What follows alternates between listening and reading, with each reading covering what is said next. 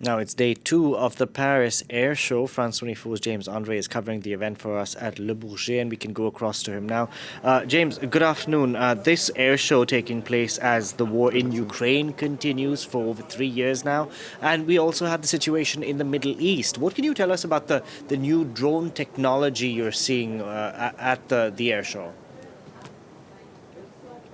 Yes, absolutely. As you're saying, drones have become absolutely crucial in modern warfare. And indeed, we're having some announcements here at the air show, one of which, and this is quite an important one, you can see it right behind me. There is the Italian manufacturer Leonardo is teaming up with Baykar, which is a Turkish manufacturer, to create a new company called LBA that will be producing some unmanned aircraft. Now, we're talking here about combat drones. So these are the larger ones that can carry missiles and weapons and indeed return to base. Now, these have been quite crucial during the first phases of the war in Ukraine with the Bayraktar, which are built by this Turkish company that had been bought by the Ukrainians and were used against the Russian fleet in the Black Sea and also against that column of tanks that were advancing towards Kyiv. If you remember, that was back in March 2022. Well, they're teaming up to create a new giant. Now, that's one type of drone. But what we are seeing really emerge here is a new generation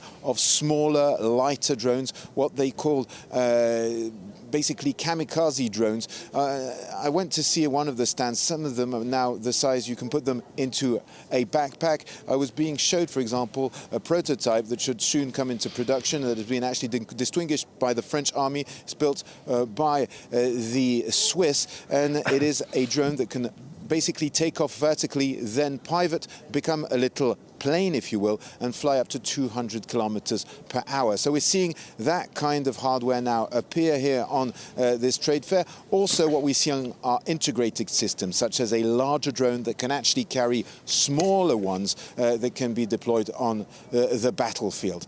Now, there are two main revolutions coming up. One is artificial intelligence for these small drones, these who are more like, if you like, automated or ammunition that can loitering drones that can absolutely operate by themselves if they get cut off from their operator. This is the upcoming revolution in which basically the fighters will designate what they call a kill box, and the drone will be able to strike any actual target inside that defined kill box. Now, that, of course, asks questions as to will that be legal under international law. Another novelty is indeed what you call autonomous drones. These are drones that can take off, fly by themselves, and that can be associated together to form a group, a fighting group, under the control of one pilot in a fighter jet. For example, some of those are displayed here. That, again, poses the question of automated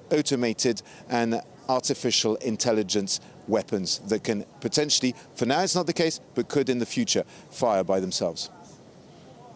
Sounds worrying, James. I want to ask you about any orders for European plane maker Airbus. Have they been bagging in the orders?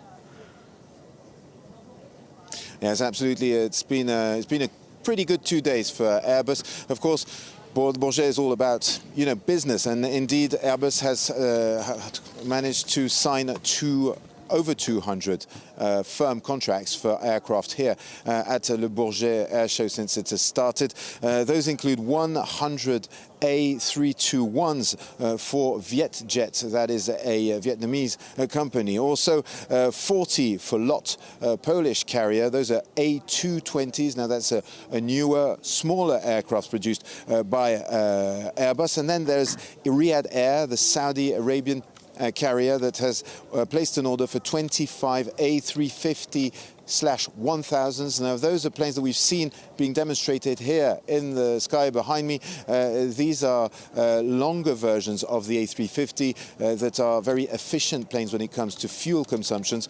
So they're being bought. Now, we do not know what's happening on the front of Boeing, which is the other, the main competitor for Airbus.